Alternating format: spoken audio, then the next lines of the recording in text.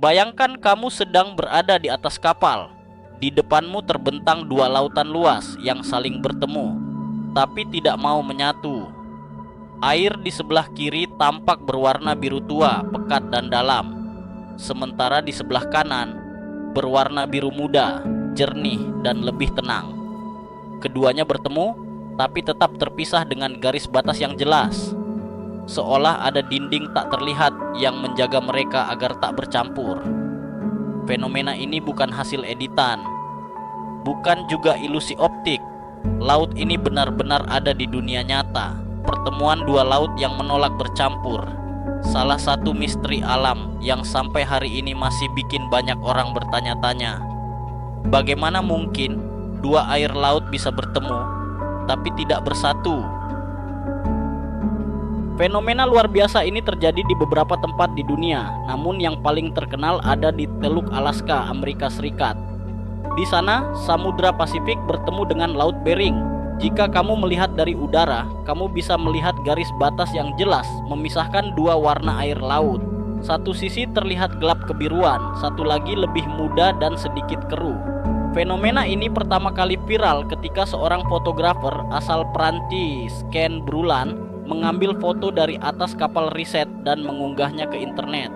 Foto itu langsung jadi bahan perbincangan dunia karena terlihat seperti dua dunia air yang berbeda tapi berdampingan begitu dekat. Namun, ini bukan satu-satunya tempat seperti itu. Fenomena serupa juga ditemukan di Selat Gibraltar, tempat bertemunya Laut Mediterania dan Samudra Atlantik. Juga di Tanjung Agulhas, Afrika Selatan, tempat dua arus laut raksasa bertemu, arus hangat dari Samudra Hindia dan arus dingin dari Atlantik Selatan. Jadi, apa yang sebenarnya membuat dua laut ini menolak bercampur? Jawabannya ada pada ilmu oseanografi, cabang ilmu yang mempelajari laut. Setiap laut di dunia memiliki karakteristik yang berbeda, mulai dari kandungan garam, salinitas, suhu air, kepadatan, bahkan tekanan. Ketika dua massa air dengan karakter yang sangat berbeda bertemu, mereka tidak langsung bercampur begitu saja. Air yang lebih padat, biasanya karena garam lebih tinggi atau suhu lebih rendah, akan cenderung berada di bawah, sementara air yang lebih ringan tetap di atas. Namun di titik pertemuan, seperti di Teluk Alaska, keduanya sama-sama kuat sehingga membentuk batas alami yang disebut haloklin, yaitu lapisan tipis yang memisahkan air dengan kadar garam berbeda. Selain itu, ada juga faktor arus laut. Samudra Pasifik dan Laut Bering memiliki arus yang bergerak ke arah berbeda. Ketika arus ini bertabrakan, mereka menciptakan pertemuan yang stabil tapi tidak menyatu, membentuk pemandangan menakjubkan yang sering kita lihat di video atau foto. Namun, di luar penjelasan ilmiah, fenomena ini juga melahirkan banyak teori konspirasi dan mitos misterius. Beberapa orang percaya bahwa fenomena ini adalah bukti pertemuan dua dunia, seperti laut yang disebut dalam ayat suci di beberapa kitab kuno tentang dua lautan yang bertemu namun tidak melampaui batasnya.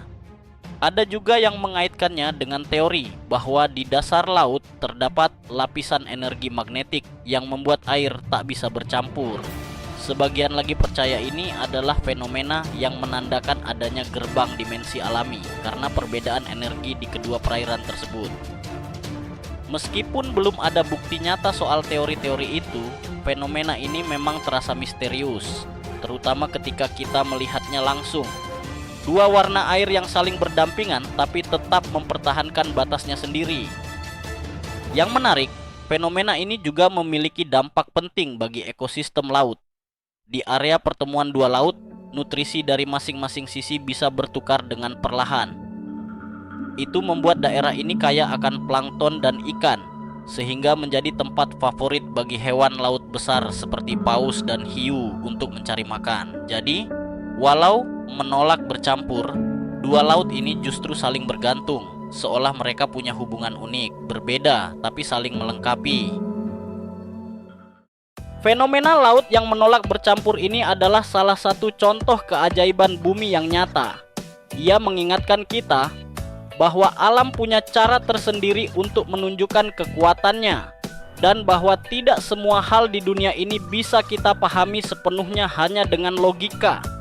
Jadi, apakah fenomena ini murni hasil hukum alam, atau ada sesuatu yang lebih besar yang belum bisa dijelaskan sains? Kamu sendiri percaya yang mana? Tulis pendapatmu di kolom komentar. Dan seperti biasa, jangan lupa klik like, subscribe, dan nyalakan lonceng notifikasi agar kamu nggak ketinggalan fakta-fakta misterius lainnya di Infodemia. Sampai jumpa di video berikutnya.